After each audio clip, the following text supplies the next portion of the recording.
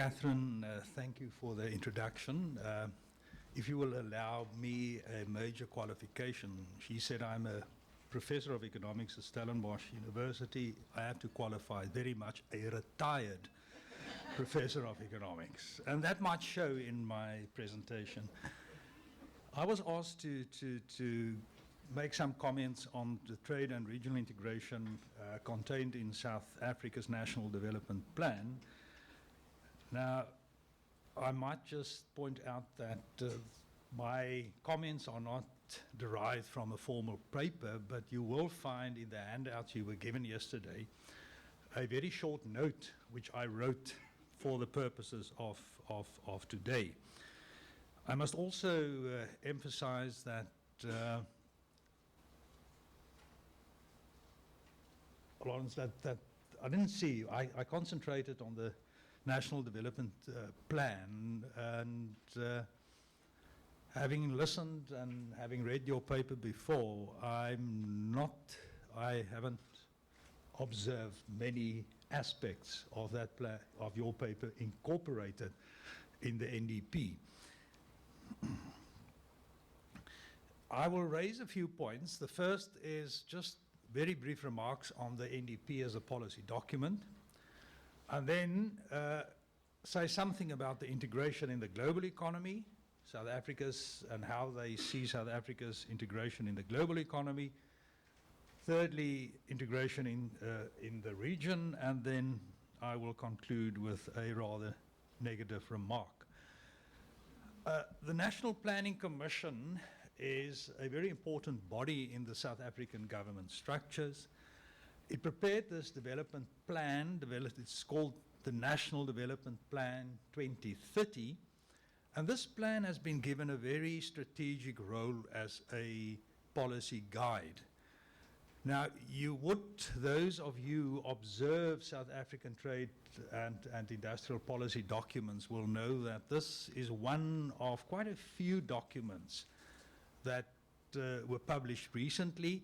This one is more extensive in its coverage. It does not specifically address trade or industrial policy, although it has very important implications. And you will also be aware that this has been provided or given to the different government departments to act as a guideline for policy measures. I've been in recent years heavily involved in work at the provincial level, and even at the provincial level you find that different departments must link their policies very explicitly to the NDP. This is a clear instruction, if I could call it that.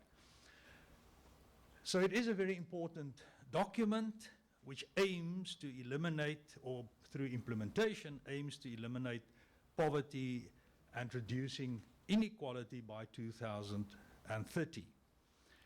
And this is to be done through inclusive growth, faster growth, which to my mind brings up memories of the debate of, some discussions in the 70s, and I'm again revealing my age, on redistribution through growth, which was at that stage very much a Latin American approach, with the Economic Commission for Latin America bringing out some very interesting documents in this respect. I must also add, and this in a certain sense links up with what has been said before, the plan is unashamedly South Africa-centric. And in the African setting, it explicitly states that it's less concerned with ideological or political solidarity. Now, obviously, there's nothing wrong by being national centric in international negotiations, surely, and in concluding international agreements. Surely every country in the world does that. However, one would hope that this works out to be a win-win situation for all participants. Now, as far as the integration in the global economy is concerned, there's a strong emphasis in the plan on the faster growth of the major developing economies, notably Brazil, India, and China. this has already been emphasized. And the idea is clearly to diversify the South African export base, especially in trade with China, where we currently have something similar to what used to be known as this hub-and-spoke trade pattern, where we export primary commodities to China and then import growing volumes and values of manufactured goods. The whole idea then expressed in Chapter 7, which addresses these issues in the National Development Plan, the whole idea is to diversify, to use these markets, to gain access to these markets, and to grow South Africa's manufactured component in exports to especially China, which is mentioned explicitly. Now, this requires competitiveness in markets, which is a prerequisite, but government is consistent, and this also comes out in the National Development Plan, is consistent in maintaining that low-wage competition is not acceptable. Consequently, emphasis should be on moving up the value chain. This is often emphasized in discussions on South African trade and industrial policy, that we must move up the value chain.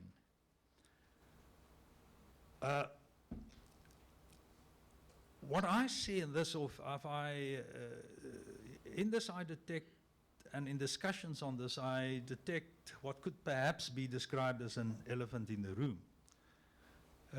Some elements which are not explicitly recognized.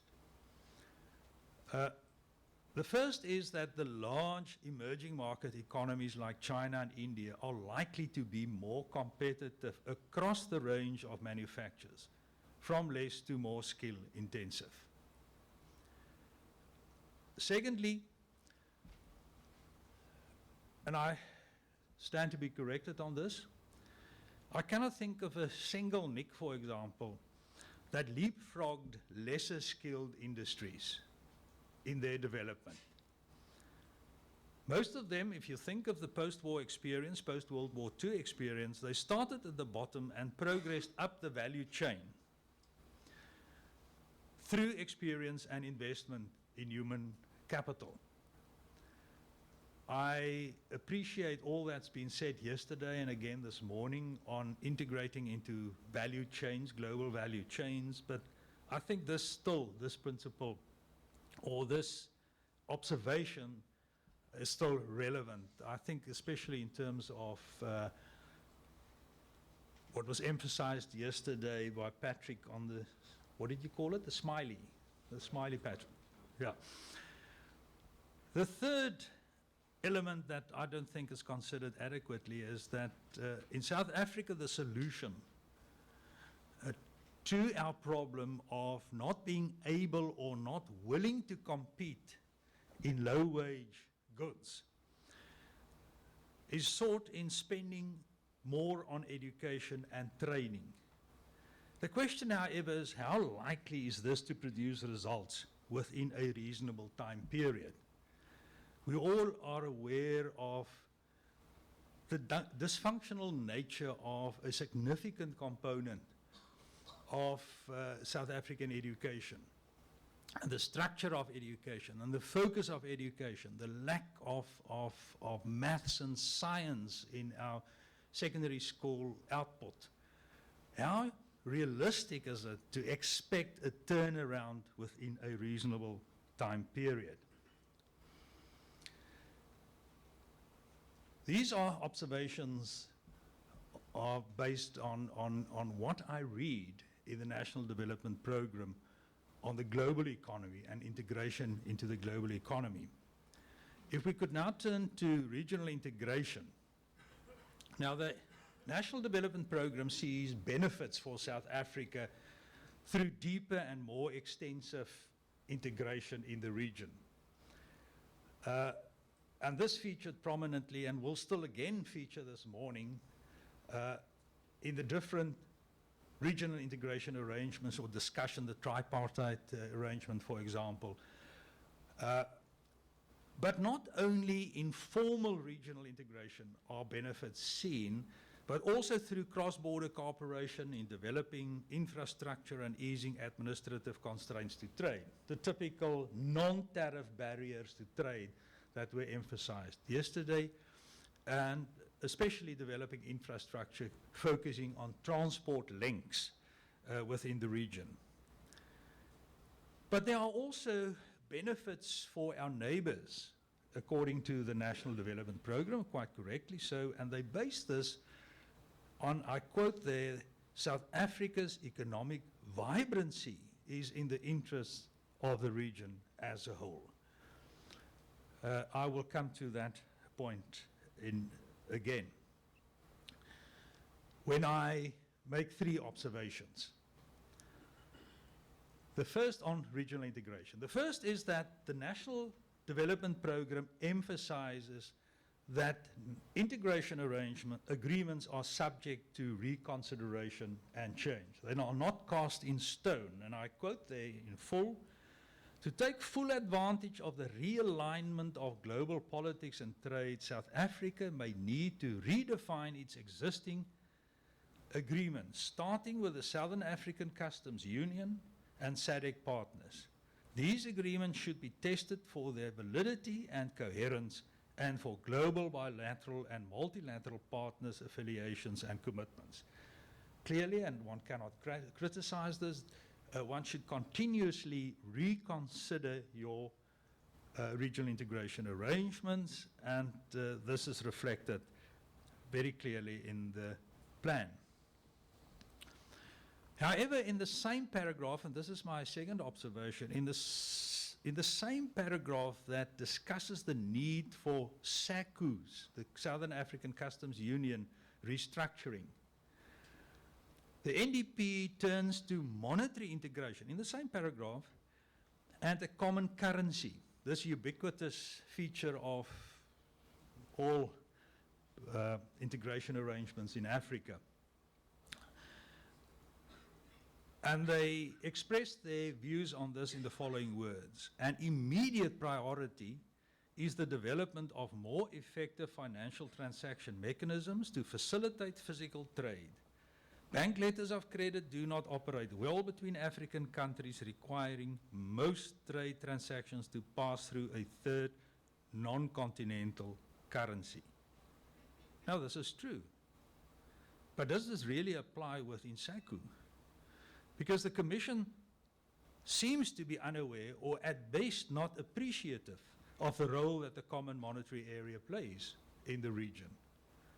Not only the Common Monetary Area, which effectively integrates Namibia, Lesotho and Swaziland into the South African money and capital market, and Paul, I accept your qualification yesterday of the capital controls, which now also applies in the Eurozone with capital controls in Cyprus. But in any case, but the Common Monetary Area includes these countries, integrate them into the South African financial system, and there are also very close links between the South African financial system and that of Botswana.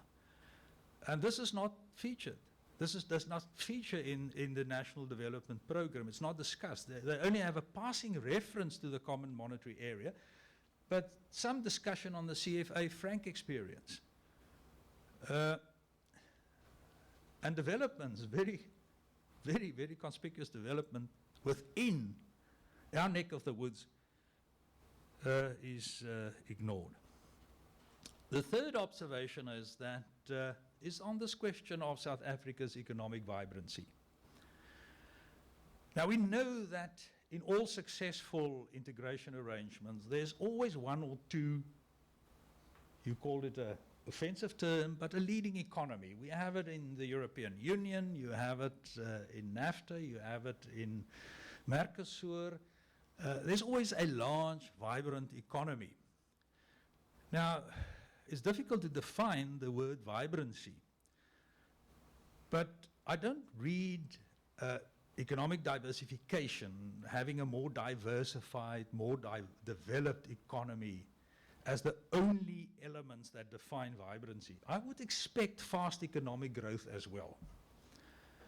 that not necessarily the fastest growing economy in the region, but at least one that grows faster than what our Minister of Finance this morning, you would have seen the main story in Business Day, emphasizing on the slow growth performance of the South African economy. And one would expect that from a leading economy.